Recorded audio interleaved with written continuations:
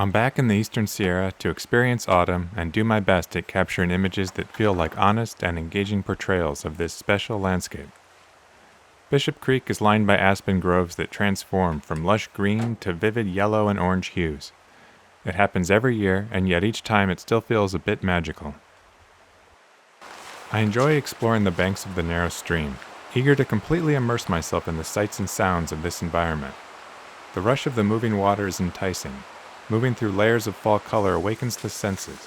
In the back of my mind, I'm perhaps thinking I'll find some hidden feature that I've never noticed before.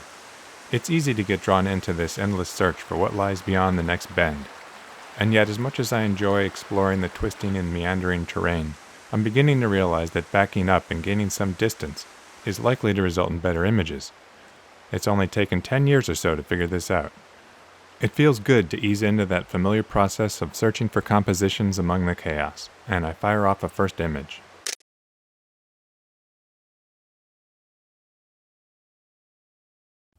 This roadside scene immediately caught my eye. The line of trees presented a symmetrical array of colors, with shades of yellow towards the edges, converging as fiery orange in the center. Notes of green and blue in the background provide color contrast.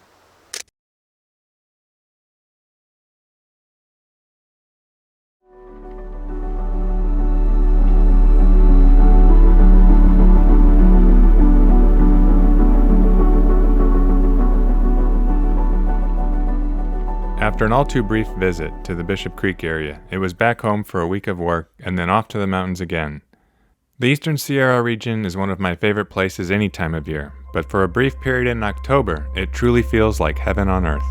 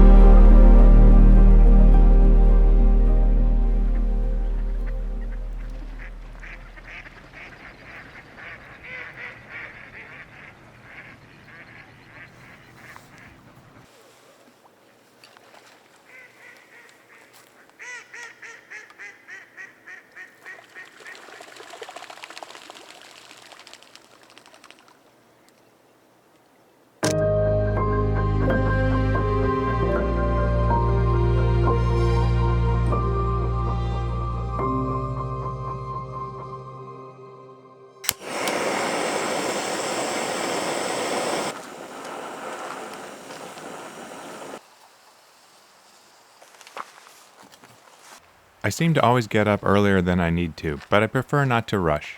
I have time to make coffee and enjoy the mountain air while I watch the first light of day begin to illuminate nearby peaks.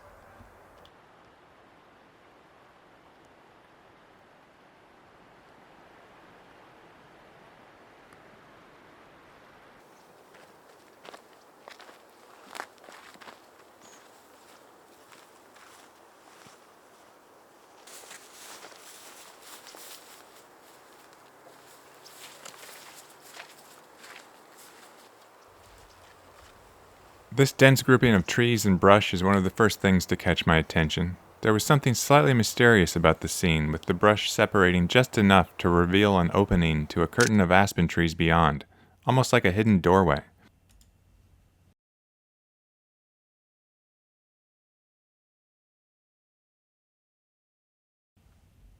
I also captured an image that focuses only on the wall of aspen trees.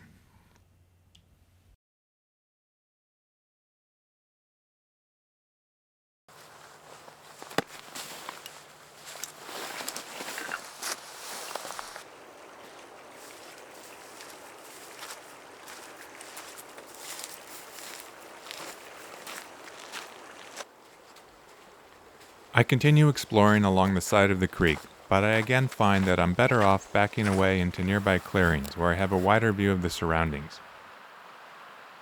It's noticeably warmer than last year, and there's just a very subtle breeze.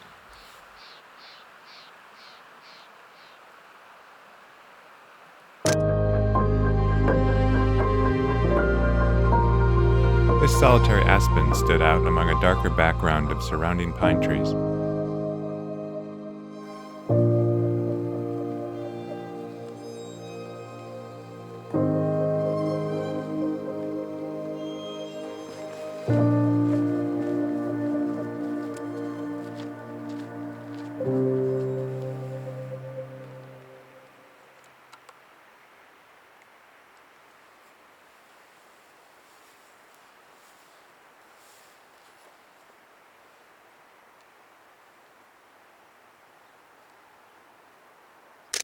A number of trees had already begun to drop their leaves, and this made for a more delicate scene with a variety of intricate textures.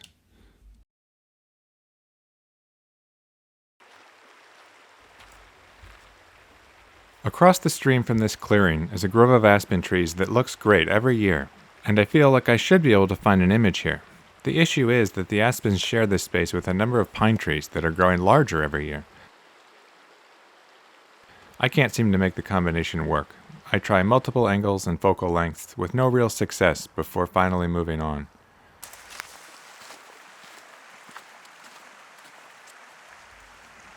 Fortunately, there's no shortage of options, and not too far away, this small scene caught my eye. I'm drawn to the symmetry of this tight grouping of trees, and can't help but love the little notes of yellow leaves sprinkled among the blue-colored sagebrush.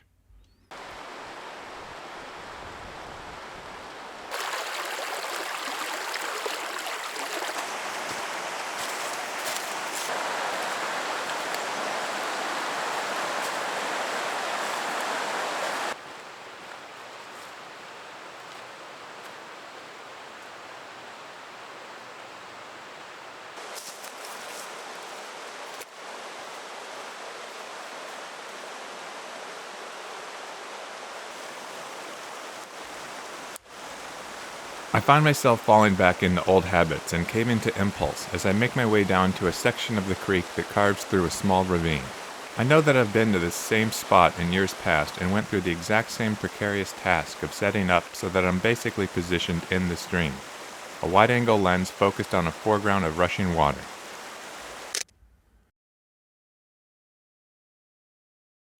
I think this image is fine, and I do like the sense of motion, but I feel like I can find something more unique in this location.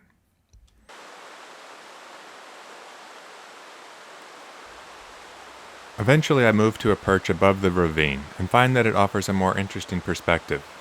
The moving water is still a focal point of the composition, but now feels more integrated with the surrounding environment. I like the different visual notes in this image. The blast of intense yellow foliage on one side of the frame, and in the other corner the stark branches of a tree that has already dropped its leaves, both sections intersected by the path of moving water. As the morning continues, I move down canyon to an overlook that will soon be bathed in sunlight. Still in shadow, the increasing level of ambient light makes for a brilliant display of color.